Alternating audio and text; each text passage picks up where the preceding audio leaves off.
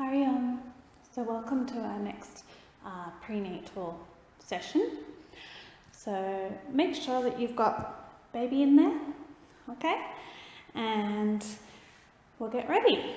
So coming into a comfortable sitting position, you could sit in Ardha Padmasana like this, or cross-legged pose, or Siddhasana, the perfect pose, Swastikasana, auspicious.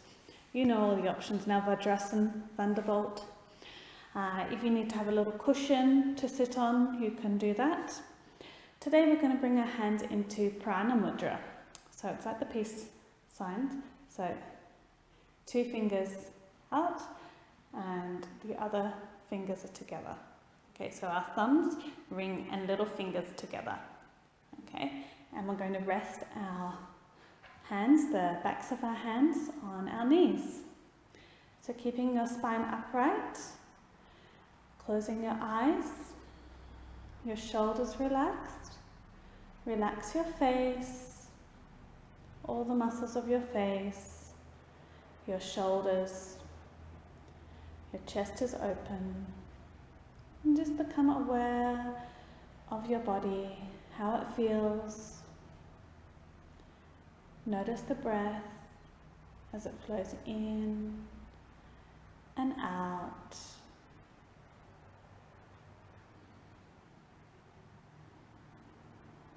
Okay, and this time as we inhale, we're going to remember our resolve for a happy, healthy pregnancy, birth and baby, and exhale, relax.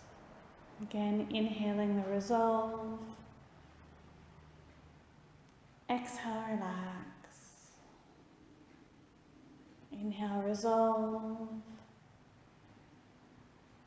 exhale, relax. And we'll start with our chanting.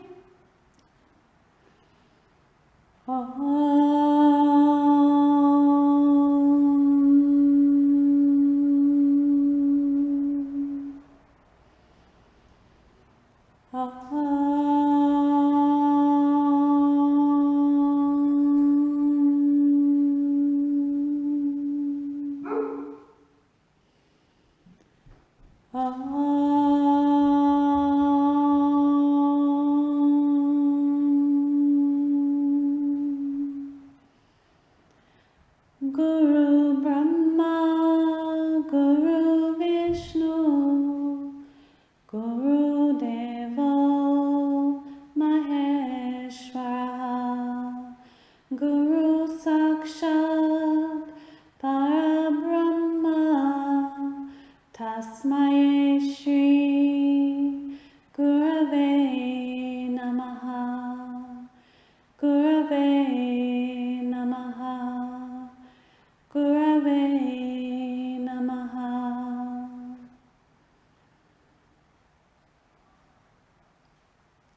Gently opening your eyes. We're going to release our Prana Mudra. So why do we use Prana Mudra? Prana Mudra to increase the prana, to increase the energy. So someone who is feeling a little bit tired, a little bit lethargic, this is going to be a good mudra for them to do. You know, thinking of a woman in her first trimester who can have quite extreme tiredness, or a woman in the last couple of weeks of pregnancy. She can do this throughout the day as well, and it will be very helpful. Okay, so now we're going to bring our hands onto baby, connecting with baby, remembering baby's in there. Okay, and we're going to do our movement 3, which we've done in standing. Okay, so we're going to inhale, raising our arms from the side, exhaling, crossing our arms over. So our hands, wrists, forearms, elbows if it's comfortable, upper arms if it's comfortable, and coming down. Then back again. Inhale and exhale. Again, inhale, exhale, inhale, and exhale. Once more, inhale, exhale, inhale, and exhale. Okay, so now from here we're going to release our feet, turning to the side a little, using the support of our hands and coming up to standing position. Okay.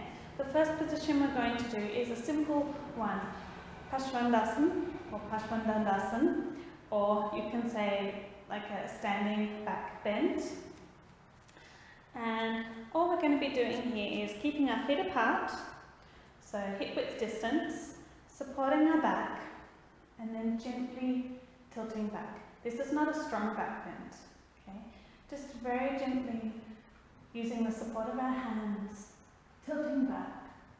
And here you can see my standing position, gently. And if you need, you can put the hands behind, tilt back. If it's difficult on the neck, then you can stay looking forward. And releasing. Okay, we'll do it one more time. So again, slowly tilt. You can use the breath, but I find it's better just to do the breathing very naturally, because everyone's going to go at a different speed. So just very slowly tilting back. So we're not pushing our pelvis forward. We're not trying to get a deep back bend. It's just nice, gentle one. And release. Okay, so our next one. Now we've done a back bend here. So we're going to do a forward bend. So we inhale and exhaling, just slowly sliding our hands down. And then we might stay here, and we might have our hands on our knees and support our body in this way and keep our spine lengthened, which is also a nice stretch. Or we can continue, depending on our comfort and our flexibility. We might be able to bring the fingertips to the ground or the hands to the ground, whatever suits you. Okay, but trying to lengthen the spine as much as possible and keeping distance between your feet. Okay, breathing normally, then inhaling up, and you can stretch up as well, just to give that a little bit of length, and exhale back down. You can also do it from raising the arms up too, so we'll do it that way this time. So inhale, lifting your arms, and exhaling, slowly bending forward, trying to lengthen, trying to bend from the base of your spine as much as you can, and slowly putting your hands down onto the ground or as far as it's comfortable to go. You might want to relax your arms here, just breathe normally. So you might be further up, you might be further down, whatever it is, you know. It's a gentle forward bend. Okay. Alright, and inhaling, raising the arms up, and exhaling, arms down. So this is just a nice bend, a nice stretch into your hamstrings, into the calves, and also a little inversion. Okay, so there is more blood going towards the head. So you do need to take care for people who have high blood pressure, especially. Though it's not such a strong inversion, it's still important to be careful there. So let's move on. So we've done our back bend, we've done a forward bend. Now we will do just a very gentle side bend. So all we're doing is inhaling, lifting our spine up, and exhaling to the side. So here, notice my arm is just relaxed. So this is a really, really gentle one.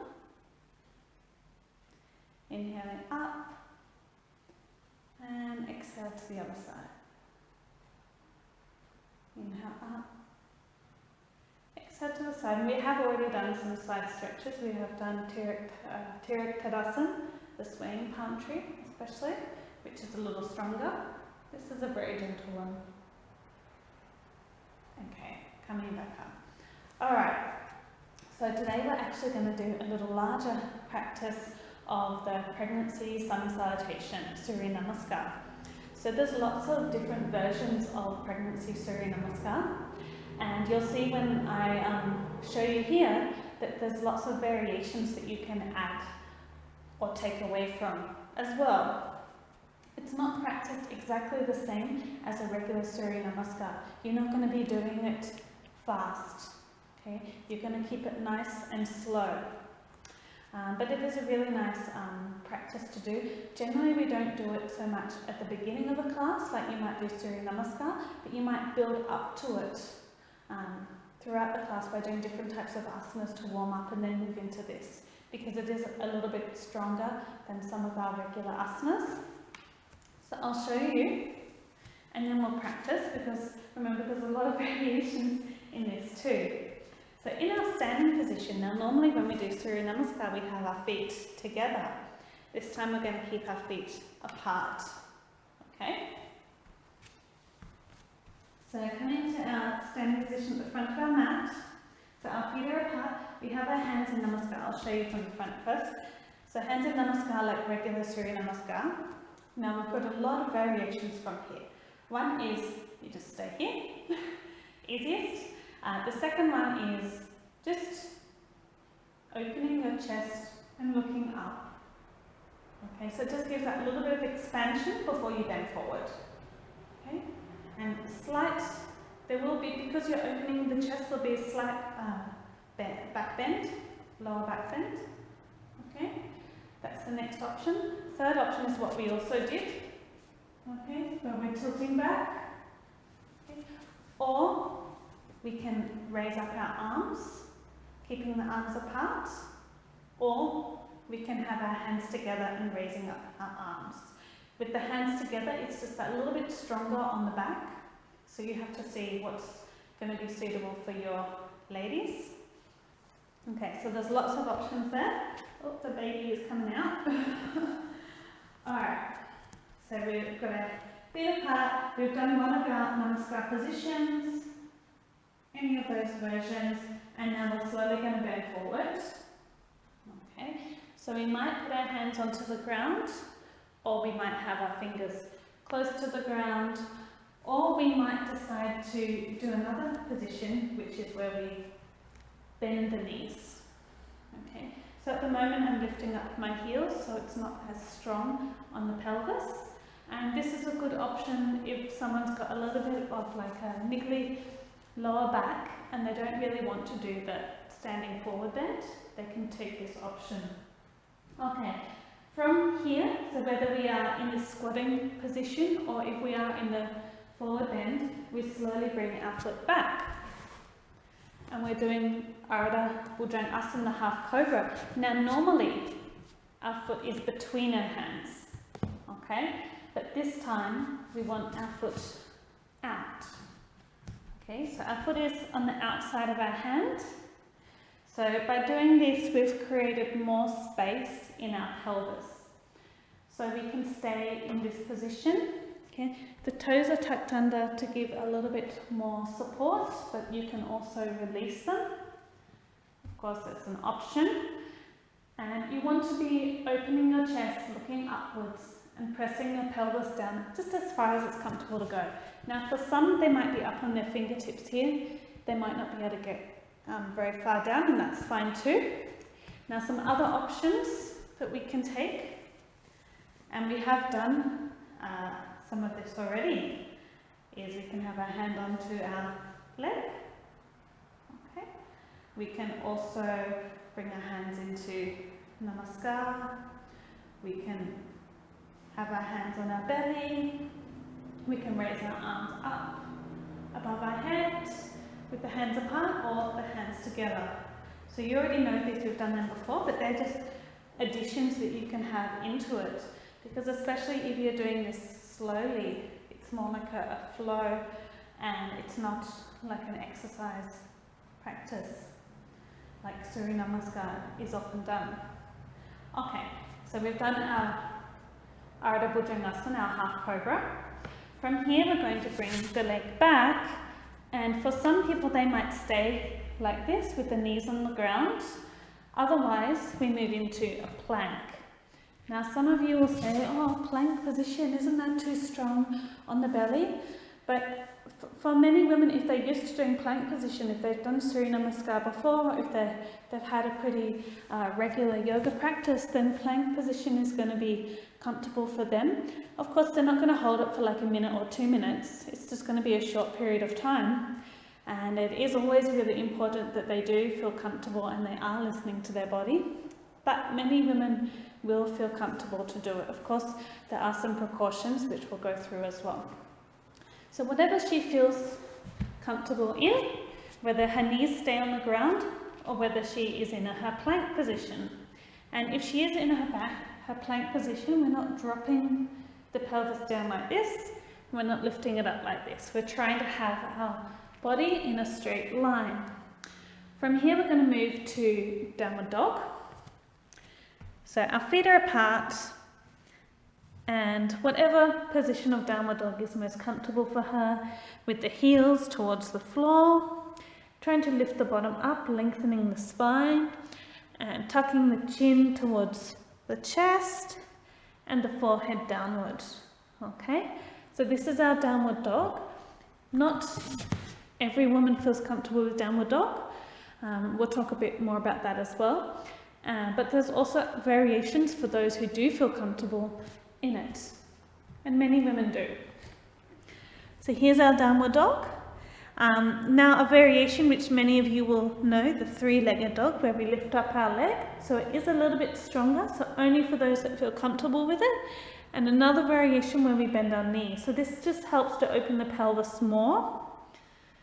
Okay, and coming back, you can see it again. So the other leg, or opening the pelvis. And often I like to just do what we call walking the dog, because that just gives a nice stretch into the calves. Okay, so from here, we bring our knees onto the ground, and our knees are apart, remember, not together, and we move into Shashangasana, child's pose. So this just gives a little bit of relief for the back from doing downward dog. And you already know that the knees are going to be apart, and if one can't get the head down, you might be here, that's okay too. Whatever is comfortable. Now from here we come into our cat. So our knees may have to come a little bit closer, and you might have to adjust your hands a little bit as well, because the tendency is they'll be a little further in front. So your hands under your shoulders. We inhale, so our back bend, and exhale, rounding our back and coming back to cat, neutral cat. Now from here we're going to move into our half cobra position. So we're slowly bringing our foot up, and this can take a bit of time for some women, and we relax. So we can stay here. So we're opening our chest, pressing our pelvis downward, or we can take these different options, whether we just have our hand on our knee, or we might have our hands in Namaskar, we might be holding onto our belly, or raising our arms up. You know, there's a load more options from there as well that you can take, okay, especially all these arm ones and all this kind of stuff. You can experiment. Okay, so our hands back on the ground. Now from here, tuck the toes under, so you'll have that little bit of help to bring the other foot close. This is again one of the more difficult bits for some pregnant women, is to bring their foot up, and they might need to take a few steps. And they can either move straight into the forward bend, or they can come into this easy squatting position where my heels are lifted. Of course you can go into the full squat as well, that's an option. Alright, and then from here we just straighten our legs into Namaskar, or if we were in the standing forward bend, we would come up to Namaskar. So that's a lot of talking and a lot of variations there. You can change it around quite a lot. So example, if you don't want it to be having that inversion aspect, like downward dog has the inversion, so you can just do the cat pose instead. You know that you don't need to do the plank position. You can keep the knees on the ground if you prefer.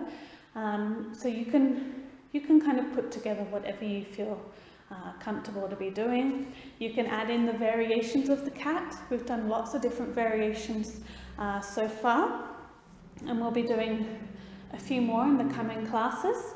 So you can add that kind of stuff in as well. So as I said, there's no set rules with pregnancy Surya Namaskar. It's kind of whatever you feel like. And now we already know the benefits of Surya Namaskar. Basically all the body systems are being affected and benefited in some way. All of those separate poses, you already know the benefits of them, and because we're holding the poses for a little bit longer than we would normally do with a Surya Namaskar, you can get some benefits from those too. The main thing you have to take care of with pregnancy Surya Namaskar is that it can be a bit more strenuous for some women. Some women don't want to go from a pose to another pose. They want to have a little rest in between. So you'll basically make sure that they're comfortable to do things like downward dog. You can teach half cobra. So you can basically teach all the poses separately, see how they feel with all of those, and then you can put them together into a pregnancy version. But a lot of women do like to do pregnancy sun salutation because they want to get that little bit more movement in them. So it's really nice that way. You have to take care of, any woman who is having very low blood sugar levels. Because of her forward bend and coming up, she can feel a little bit dizzy or woozy. Same with if there's low blood pressure, to take care. We generally won't do it for a woman who's having high blood pressure. We don't really want to do anything that is creating anything that can be a little bit strenuous. We don't want to do with high blood pressure. Also because of the inversion aspect of the standing forward bend and the downward dog. Same if she's got any kind of heart problems. Then if she's having like any nausea or vomiting or heartburn, then it's better that she's not doing it, because that forward bend is going to be making, the acid and that come up, so that won't feel very comfortable for her. And also any woman who is putting on like a lot of weight, she can find that the downward dog particularly can be a little bit too much for her because of the belly, if the belly is getting quite large. So those are just some of the things. Of course, you can check in your book for a little bit more information about Surya Namaskar, but I think it's enough for now, and let's practice. Okay? Now, with this pregnancy version, you can incorporate the breath, but generally you just want to use the breath for moving between some of the positions, but a lot of the time you're going to be breathing normally when you're holding it. And we can of course also incorporate mantra. So let's come up to standing. We'll bring our feet apart. One more thing I'll add here is that I often teach Surya Namaskar, the pregnancy version, to people who have had abdominal surgery, who can't do the stronger positions on their abdomen. So, that's good for all of you teaching regular people too. Alright, so our feet are apart, bring our hands into Namaskar, and we're just going to chant the mantra, so you can repeat it after me. Om Ram Mitraya Namaha. Okay, so from here you can take any of those options, and I would encourage you to experiment with those options so you know how it feels. Okay, so I'm not going to show all of them. This time I'm going to inhale, and we're going to exhale, bending forward. Now, you can do the forward bend, or you can do the squat. Okay, either option. Just breathing normally once you get to this point, whether it's the squat or the forward bend. And now we're going to bring our foot behind, and our other foot is at the side of our hands. So Ardha Bhujangasana, the half cobra, breathing normally. Now while we're here, we'll experiment with the other additional variations. Remember, you don't have to do those, you can just move straight into the next thing. So here, holding baby, or hand on our knee. Any of those options you want to take. And then we're going to bring our hands down. We're going to bring our foot behind. So put your knee on the ground, and then we're going to move into the plank. Remember, you don't have to do the plank. Alright, so in our plank position, we're breathing normally and we're going to move into downward dog. Okay, so lifting up your bottom, lengthening your spine, trying to bring your heels towards each other. You can do the walking the dog movement. Okay, if that feels comfortable for you, you can raise up one leg, open the pelvis by bending the knee and coming back. Other leg, raising your leg, opening your pelvis and coming back. Okay, knees on the ground, knees a little bit further apart and into child's pose. Again, taking the option that is comfortable for you.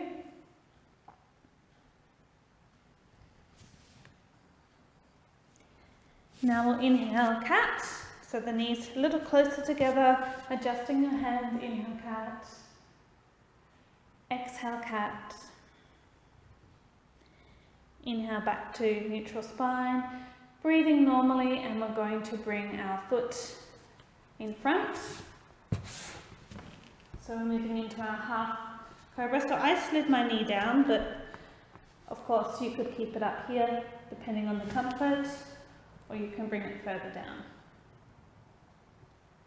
Okay, now from here, and I did bring it a bit too far down there, we're going to come into either a forward bend or the squatting position. Oh, sorry, and you can also do these ones as we said. Okay, so here I'm bringing my other leg. Now what can happen sometimes is, oh, I've done this, I need to do another step. That's okay. We actually find that many of our students do that anyway when they're new to Surya Namaskar. So our forward bend or our squatting, and then coming up to Namaskar. Okay, so that seemed a little bit long-winded. It doesn't have to take that long, but I wanted to show you the variations. So let's try it again. I'm just going to go from a different direction. Feet are apart. Hands are in Namaskar. And we'll chant the mantra. Om Reem Ravaye Namaha. Okay. And you can either stay like that, or you might want to inhale, raising your arms or tilting your back. And exhaling, bend forward, or squatting. So any of those options. So remember, our feet are apart because that will create more space as well in our pelvis. Now from here, we're going to bring our leg back. So our half cobra position. Now we could do all those other options, but now we're just going to move.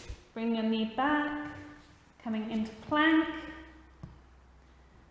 Okay, downward dog, breathing normally. Now bring your knees on the ground, a little further apart, child's pose. Relax.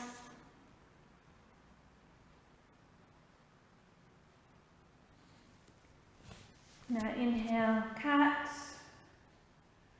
Exhale, cat. Inhale back to neutral. And then slowly bringing your foot in front. So you're doing your half cobra. Or all the other options. Other foot in front, so forward bend or squatting. And coming up to standing. Okay? So from here, we're going to lay down now. So you're not going to do like 20 rounds of pregnancy sun salutation in the class, but you might do 2, 4, maybe 6, depending on the comfort of your ladies. So let's do our Shavasana now, because we have done something that could be a little bit more strenuous, and it's anyway nice to have that Shavasana early on in the class. So laying down on your back.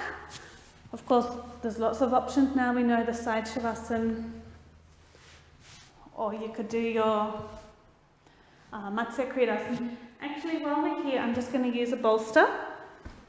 just to make it a little bit more supportive of my back. If you've got one, you can use it. And I'm going to show you later how to use 2 bolsters. So bringing the bolster close to your lower back and lowering your spine. You could also use a couple of rolled up yoga mats. And I'm going to extend my legs.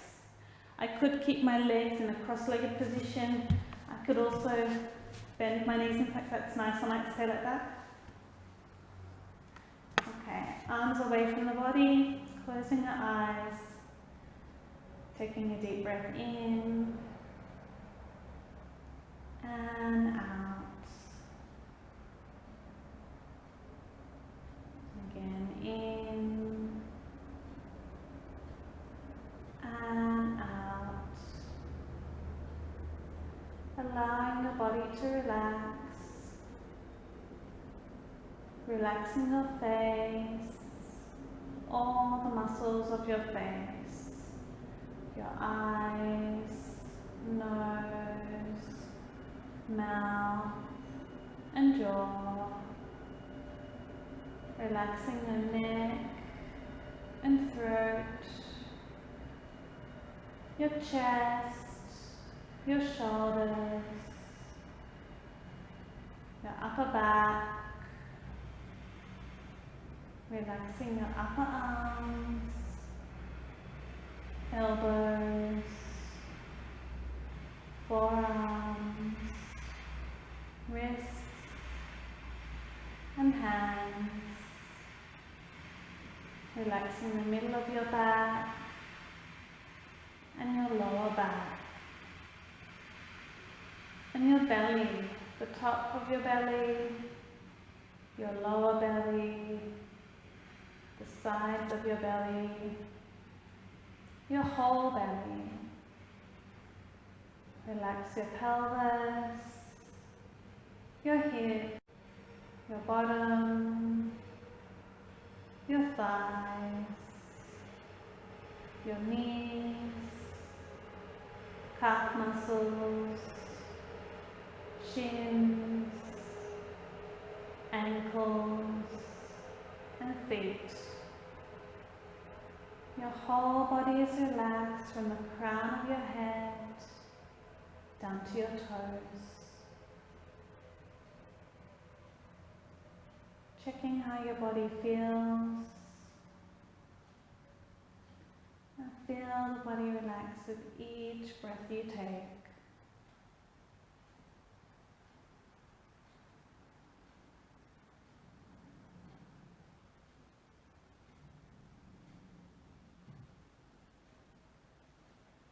Now slowly preparing to release Shavasana. Wiggle your fingers and toes, stretching out your arms, stretch your legs, stretch your arms, and release. Rolling to your side if you're not already. And then slowly coming up to sitting position. So with the bolster here, it gives a nice stretch into my back and also a nice opening for the chest. Now hopefully the freight train that went past didn't affect you too much in that Shavasana. But I always think it's important that we learn how to adapt and we can be flexible, that even if the R sounds around, we should be able to cope. And I think that's really important for a pregnant lady to learn to deal with, because when her child is born, there's not going to be as much peace. There isn't. So she needs to be able to learn how to relax even when it's crazy and noisy around. And that's a special skill. And we can start that training during pregnancy. It shouldn't be that, oh, I want to do my relaxation, oh, that was a sound, oh, that was a sound, oh, I can't do it. You know, we have to just hear the sound but not be affected by it. So that's our little Shavasana for now. And we're going to move on to some different movements, our knee movements, where we're laying on our back. So I'm going to show you a couple of them and then we will practice. Now these are laying on the back, so for some women who don't feel comfortable to lay on the back, they have to take another option. Of course, there are many variations which we can do from sitting, some of them also from standing as well. So we'll start with these ones. So we'll start with knee movement type 1. So we're laying on our back.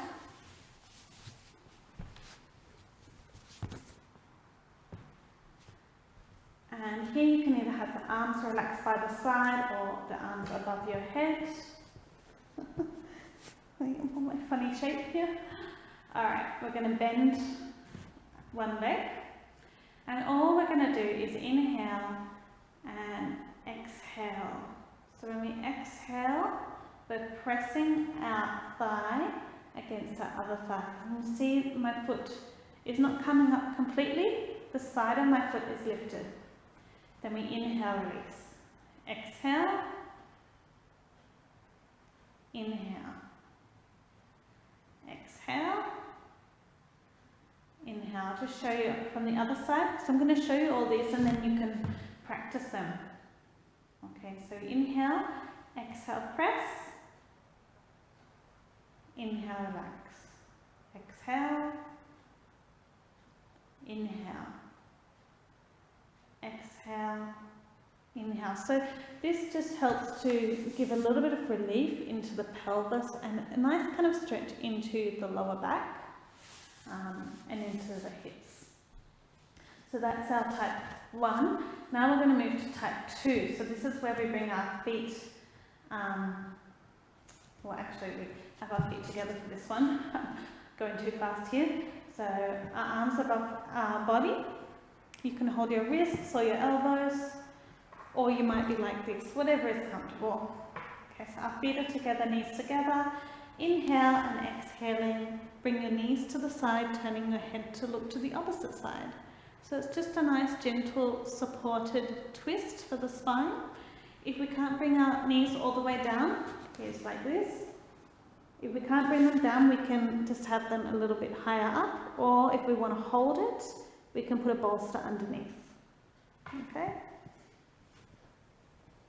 It's important we're not lifting up our shoulders here either. We want to keep our shoulders on the mat. Okay, so that's number 2. We'll be practicing that. But before we do it, I'm going to show you number 4. Number 3 we don't do as much. It's not actually I haven't put it in the book. It's in our big Yogapoint practices book. But number 3 generally is not recommended as much. Now, so number 4, we have our feet apart. So you want a little bit more than hip width distance, because what we're doing is we're going to inhale and then we're going to exhale, bring our knees down just as far as it's comfortable to go. Okay, so your knee, so my right knee is towards my left ankle. So here you'll get a stretch into the quadricep, the top of the thigh, into the pelvis a little bit, into a little bit of the back, a little bit of the belly. Okay, so I'll just show you from the other side. So we inhale and we exhale and we look the opposite way. Okay, it is important that you have distance between your feet, otherwise it's going to be the same as number 2, and also you're getting in that different stretch by having your feet apart. And inhale up. Okay, so laying down on your back, we're going to start with knee movement 1.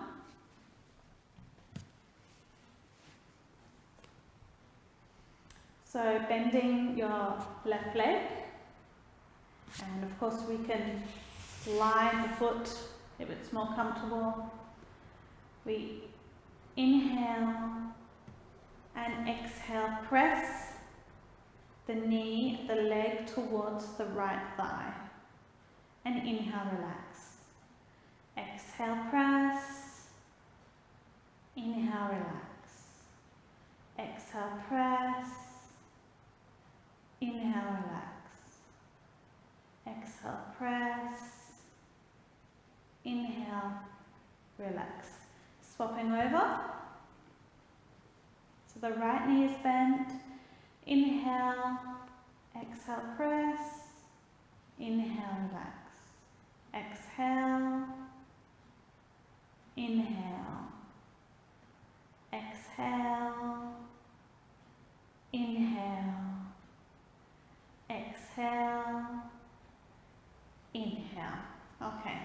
bending the knee. Now we're going to do type 2.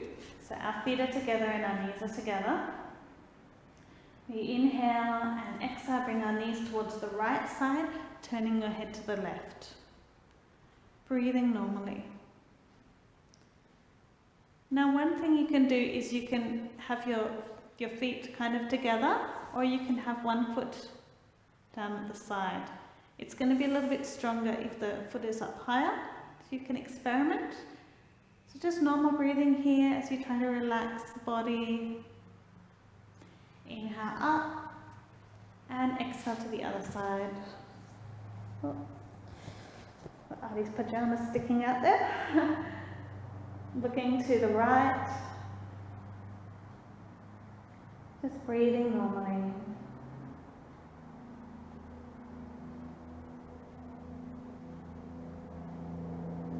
Okay, inhaling, raising the knees up. Alright, we'll bring the feet apart now, so we're moving to type 4. So a little bit further than hip width distance. Inhale and exhale, bring the knees towards the right side, turning your head to the left. Again, remembering only to go as far as it's comfortable for you.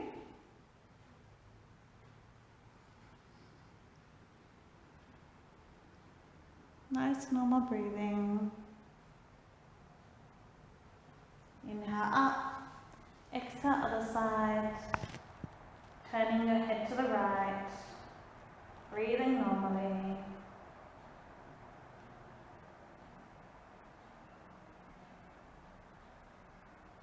Okay, inhale up.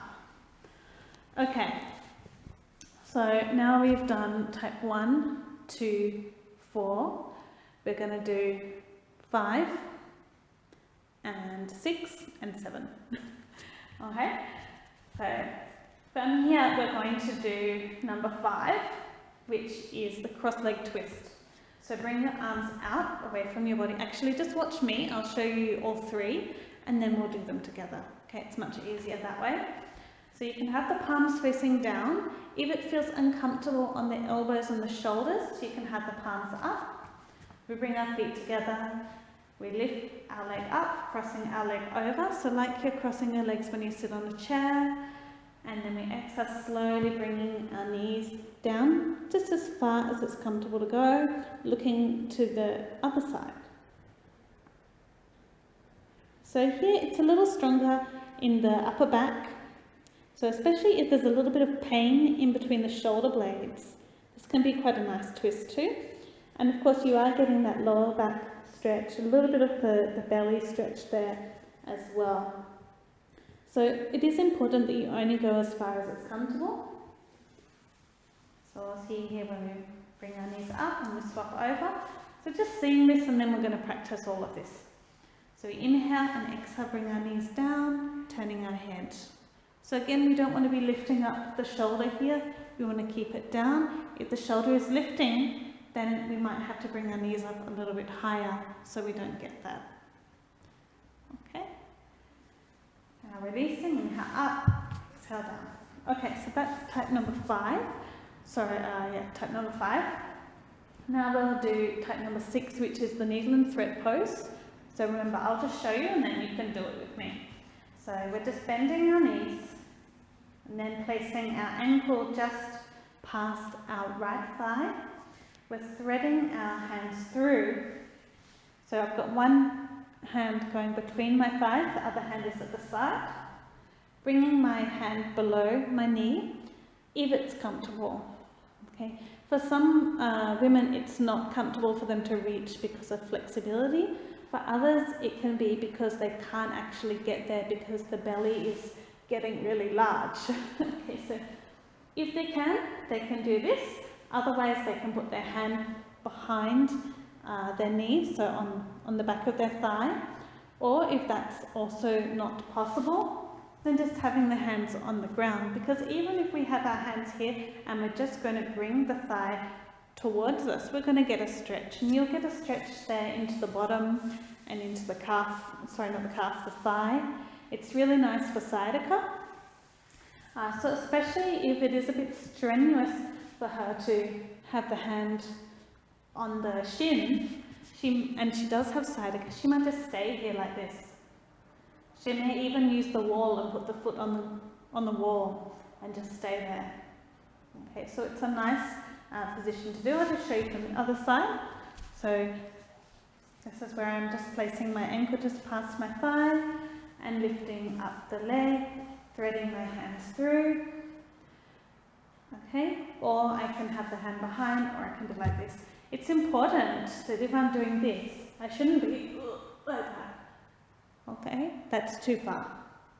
My head should stay relaxed, my back should be relaxed on the floor. If I can't do that, I need to take those other options. Okay, so that's number 6. Okay, number 6, and I'll show you the last one and then we'll do them all together. Okay, so number 7, just have my arms above my head, whether I'm holding my elbows, wrists, or just kind of like this. And all I'm doing here is slowly bringing the knee down, okay, and coming up. And the other leg down. So it's a half butterfly, but the other leg stays in the same position. This is just a nice, gentle opening for the hips. And it's especially good to do before you're going to go and do the butterfly pose in supine. Okay, so let's practice them. So we'll start with number 5, the cross leg twist. So laying on your back, bring your arms to the side. So you've got 90 degrees to your body. Your feet are together. You can have the palms facing up if you prefer. Okay.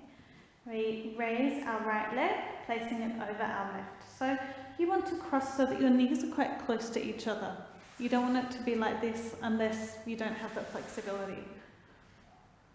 Okay, from here we inhale, exhale, bring our knees down towards the ground, just as far as it's comfortable to go, turning your head towards the right side and breathing normally.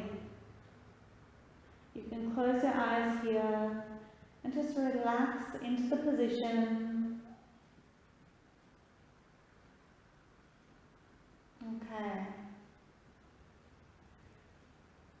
Now from here, we inhale, bring your knees up, straightening your neck, swap your legs over. Inhale and exhale, bring your knees towards the right, turning your head to the left, breathing normally. Just relax into this position.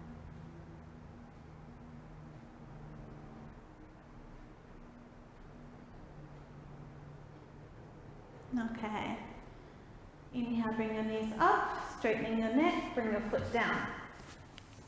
Alright, so we've done our cross leg twist. Now we're going to move into our, needle and thread. Okay, so bending your left leg. So you're placing your ankle just past your thigh. Now threading your hands through. So it's not like this. Okay, we don't want to have our arms round at the side.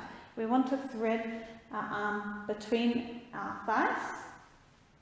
So taking the position, whatever suits you with your hands, whether it's below the knee, behind the knee, or keeping the arms on the ground.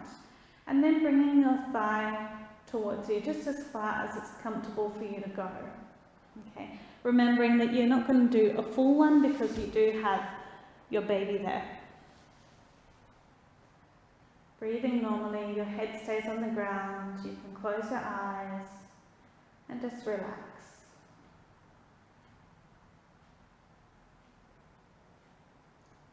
Okay, slowly releasing. Now to the other side, so placing your right leg onto your left thigh, threading your hands and bringing your thigh towards you. Breathing normally, close your eyes, just relax as much as you can.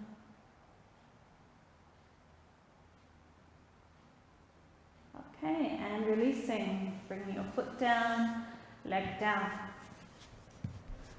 So now bring your arms above your head, we're going to do number 7, which is our half butterfly. So slowly bringing your knee down to the side. Inhaling up. Exhale, other side. Inhale. Exhale. Inhale. Exhale. Inhale. Exhale. Inhale. Exhale. Inhale. And now we're just going to do the full one. So bring the soles of your feet together. You can keep your hands above, or you can put your hands on your belly. Just close your eyes, adjusting your position as needed. You might want to bring your feet closer, you might want to bring them a little further away. And relax.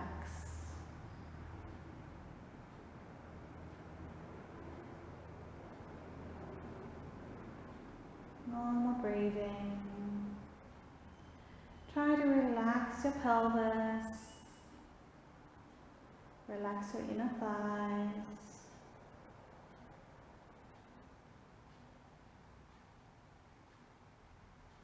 Okay. Open your eyes, slowly releasing. We're going to bring our feet back down. Now we've already done Ardha Chakrasana. So we're just going to do another practice called Kandayasan, which is the shoulder pose, which many people also think of as the bridge pose. Lots of names for it, but this is just a very similar position where we're just lifting the pelvis a little bit higher. So you can either do it with me, or you can watch for the first round. So our knees are bent and we are holding our ankles. So you want to have our feet apart. Now, if we can't hold our ankles, we'll have our palms facing down.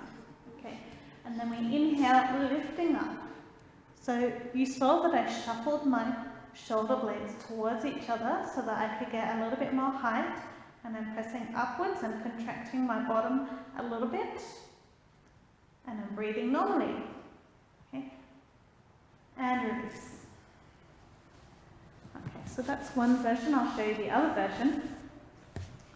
So the feet just at hip width distance, palms facing down, and we're just inhaling, lifting, and exhaling down. So that normal Ardha Chakrasana is about this high. So with this one, we're lifting a bit higher. So we are using our bottom, the gluteal muscles a little bit more. And because we're lifting the pelvis that little bit higher, it's more of a back bend involved. Okay, so you see my back. There's not really any back bend, but when I lift it up here, there's a lot more back bend. Okay, so let's practice it one more time and I'll talk a bit more about it. So you can either hold your ankles or have your palms facing down. And we're just going to slowly inhale. Of course, you can do it as a movement as well, or you can hold it. We'll hold it today. So as we're holding it, press down with your feet and trying to lift up with your pelvis. Contracting the bottom. You can use your hands a little bit too. Some people like to interlock the fingers. Okay, and release.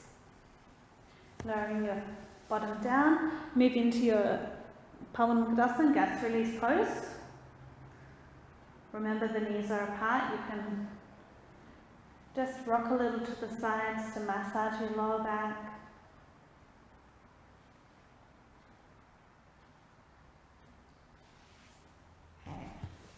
I'm just going to come up to sitting for a moment. So we can do this position, Kandayasan, if it feels comfortable. If you can do Ardha Chakrasana and it's fine, then you can do this practice. The things you need to take care of are that because you're lifting your pelvis higher, if someone has a very large belly, it can make her feel uncomfortable. We also know the precautions from the past with Ardha Chakrasana, so nausea, heartburn, that kind of thing. It's going to even be a little bit more. One of the benefits of Kandayasan is that it has a slight effect on the throat if you're lifting high enough. So like we do things like shoulder stand, which is good for the thyroid, this can also have some benefits to it.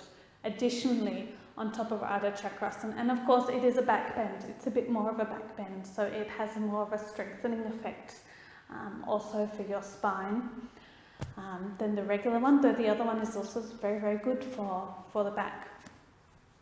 So the last practice we're going to do before we move into our Shavasana and breathing is leg movement type 4, which is cycling. So again, we're going to do it laying on our back. So quite a lot of things on our back today, but I am going to show you how to use the bolsters too.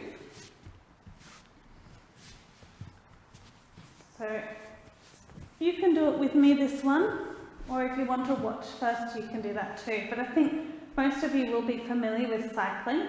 So we're just going to do with one leg, not double legs. So all we're doing laying down is slowly bending our knee and then making that motion of the cycling, which is useful for the hip joints, the knee, so it improves the circulation to those, and it also has a strengthening effect on your core muscles, so your lower back and your belly. If it's a little bit hard to do, you can have the other knee bent. Okay, so that just gives more support, a lot more support. Okay, and we don't want to race. Okay, we're just doing it nice and slowly. You can go the other way.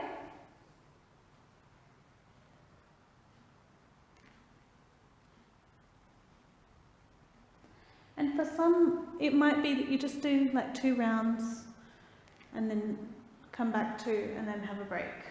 Or you might do more. You have to see how your students are. Let's go for the other side. So you can either keep this other leg bent or you can lower it down.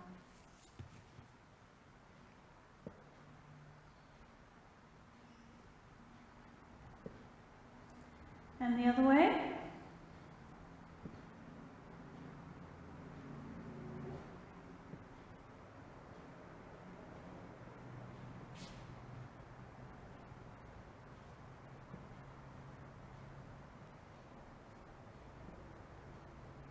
Okay, so that's a little bit of cycling done for today. You may feel it a little bit into your hips. Now, okay, rolling to the side. I'm just going to show you what we can do with the bolsters. Okay, that was a cockatoo. Have you heard that screeching sound? Very funny birds. All right, so you could just have the bolster straight like I showed you before, but especially for women when they are not comfortable to be laying down and you want to have more of a 45-degree angle, we put the bolster across and then one up here. You also have to see how your bolsters are because, for example, this is quite a soft one, not as good. This one is really solid one, and you do need to have really at least one solid one there because if I use 2 of these, I'd be going, I would not be 45 degrees. I would be getting much flatter. So see what you've got. If you don't have any kind of bolsters, you can also use good pillows. You know, lots of options there. All right, so what I do now is I make sure that my bottom is close to the bolster and I slowly slide down. The other thing to take care with the bolster, now some of our bolsters in India are really round and that can also be a problem because you can't balance them very well and you can fall. So especially in pregnancy, you want to make sure that they're solid and they're just a little bit flat, okay? So that they're not going to roll around everywhere. So we slowly lower down and rest our head. Now some people, if they're taller than me, of course there's a lot of those, you might need to have something else behind or a longer bolster. Or you might shuffle down a little bit too. Okay. Some people like to have blocks behind as well. See what is available to you. So we can just stay with our legs in a cross-legged position. It is quite nice to do relaxation like this and have the arms out by the side, or you can have the legs out straight, or you can bend the knees, or you can bring the feet into butterfly. There's a lot of options. So if you have any bolsters at the moment, then you can make your setup. If you don't, then you can either lay in Shavasana or side Shavasana or Matsya Kritasana.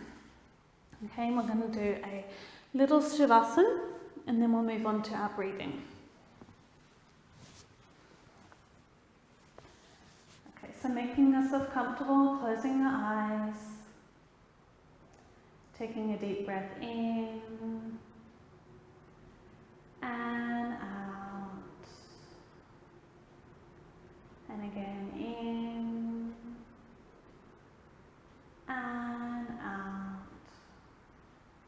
and just relaxing into that position, whatever it may be, making sure that you're comfortable. And this time we're going to visualize a soft white light.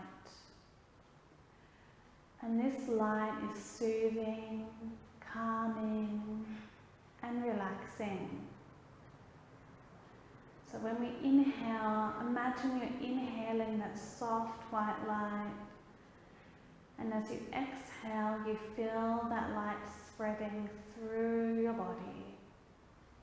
Okay, so with every breath, you want to visualize that.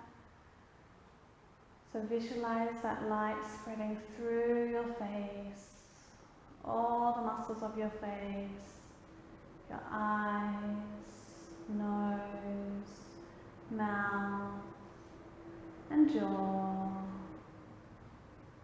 Feel it spreading into your forehead, the crown of your head, the back of your head.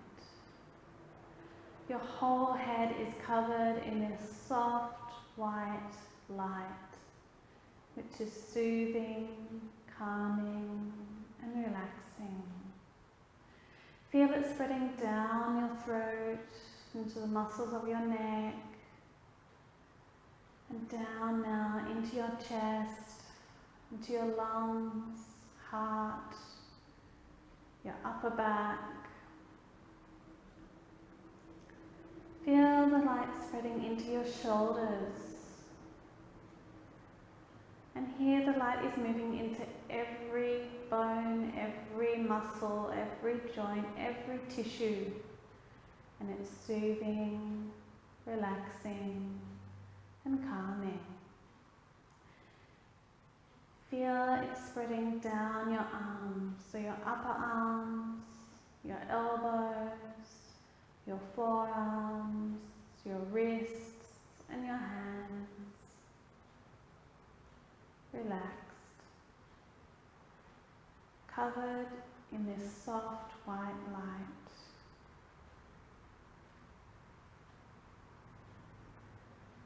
And now feel it spreading down your spine. So from the upper back, feel it move to the middle of your back and your lower back, your whole back. The whole length of your spine is covered in this soft white light, soothing and calming. Feel it spreading into your belly, the sides of your belly, your upper belly, your lower belly. Visualize your baby inside, covered in this soft white light, bathed in white light. Your baby is relaxed and calm, and you also feel relaxed and calm. Feel it spreading down into your pelvis, into your hip joints, and feel it spreading down your legs, so the tops of your thighs, the backs of your thighs, your knees, your calf muscles and shins, your ankles, and your feet. Your whole body is covered in this soft white light from the crown of your head down to your toes. This white light is in every muscle, every joint, every cell, relaxing. And now imagine that it's not only your body covered in this light, but also around your body, soft white blanket. Feel your whole body encased in this soft white blanket, soothing, calming, and relaxing. And now visualize that white light all around you. And feel light. Feel so light that you feel as if your body is lifting up into the sky. And visualize that light like a cloud around you. So floating like a cloud up in the sky. There's no tension. There's no stress. You feel completely relaxed.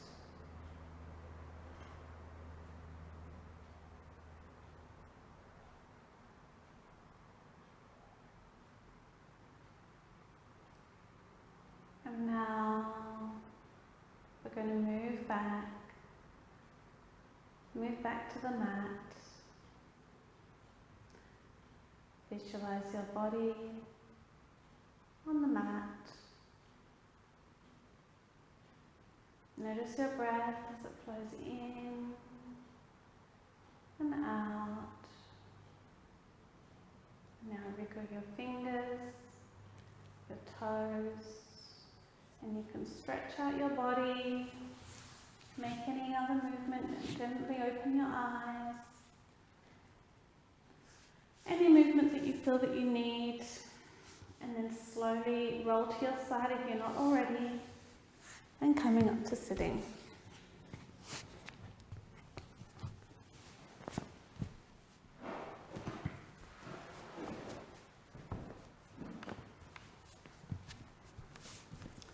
So we're going to do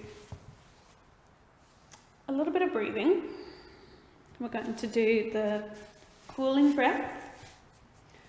So we've got Chitali and Siddhkari and Kaki Mudra in your book. So 3 different types of cooling breath that you can be doing.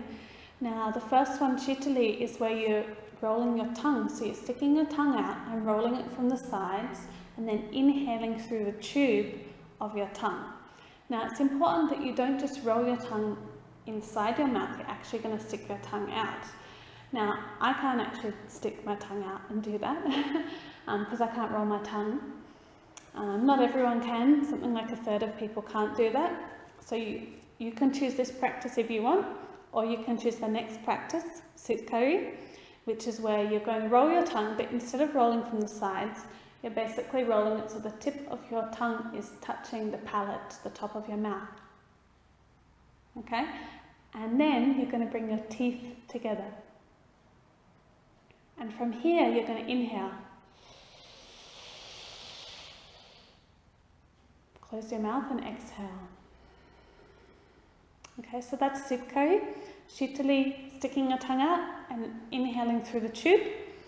Or you can do Kaki Mudra, or crow's beak, which is where you are just making a funny face with your lips. And inhaling through your lips. And then exhaling through your nose. So all of them are inhalation through the mouth and exhalation through your nose. Normally we don't do that. We don't normally inhale through the mouth because, you know, the nose is there to remove any of those impurities that are in the air. But for this practice we do because the air is touching into the mouth, which has a cooling effect. Okay. Now, imagine you're eating something that's very hot, like you didn't realize it was that hot. You put it in your mouth and you immediately, you quickly like inhaling air, and that cools you down. So it's the same kind of thing, but it's pranayama, breathing practice. So we're going to be doing one of those three. You can choose which one. In fact, I would encourage you to try all of them so that you get a good understanding of how they are. And today we're just going to exhale with normal breathing. Otherwise, often I like to combine it with another pranayama, whether it's Brahmari, the humming bee, or sometimes Ujjayi, whatever. Okay, so the thing is about the cooling breath. Now, it's very good for cooling down the body. So thinking related especially to pregnancy, if I'm having a lot of heat-related issues, if I'm having a lot of headaches, if I'm having a lot of acidity, if I'm having a lot of nausea, then the cooling breath can be really, really helpful for me. If I'm having hot flushes, if I'm having diarrhea, cooling breath can definitely be very helpful. The only time you really need to take care with the cooling breath is if you have a cold or a cough, or you feel very, very cold. You know, it's the middle of winter, then you may not be practicing the cooling breath. Okay, so let's have a go. So bringing your hands into Prana Mudra. Okay, closing your eyes. Keep your spine upright. Now you can choose either to inhale through your rolled tongue or through your teeth or through Kaki Mudra. So inhale,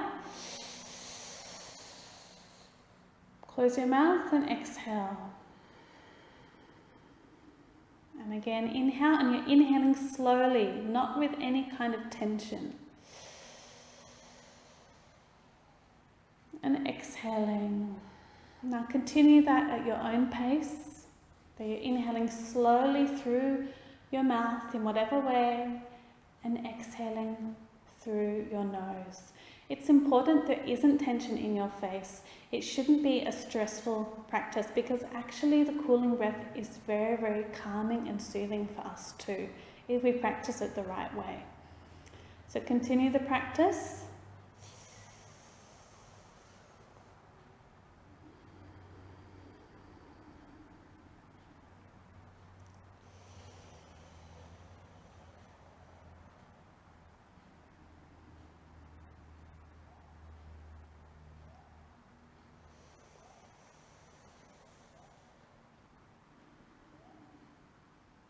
And last one.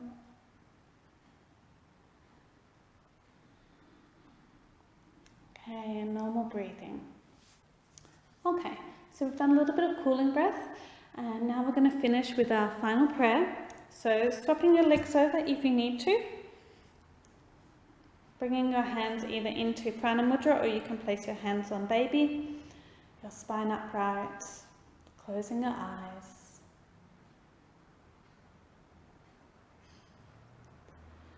Dage smrta harsibitim ashesha jantoho swaste smrta mati mativa shubhan dadasi daridya dukkha paya Harnika twadanya savopaka karnaya sadatra chitta savamangala mangalye shive savata sadike sharanye trambake gauri Narayani namostute. Om.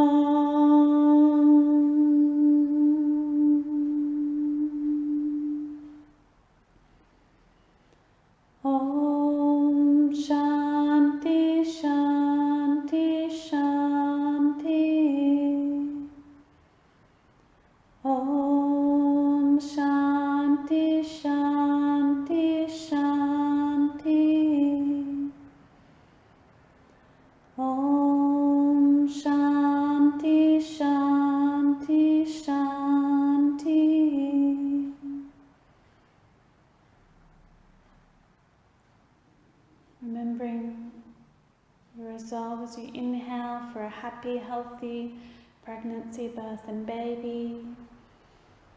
Exhale, relax. Again, inhale your resolve. Exhale, relax. Bring your palms together, rubbing your palms. Placing them over your eyes. Gently opening your eyes and your closed palms and releasing. We'll move into Parvadasana. Inhale, raising the arms up. Exhale to the side. Inhale. Exhale, other side. Inhale, exhale, bending forward to Surya Mudra. Breathing normally, letting go to those higher energies, that divine energy that runs through you. Inhale up. Exhale, back to baby. Hari Om.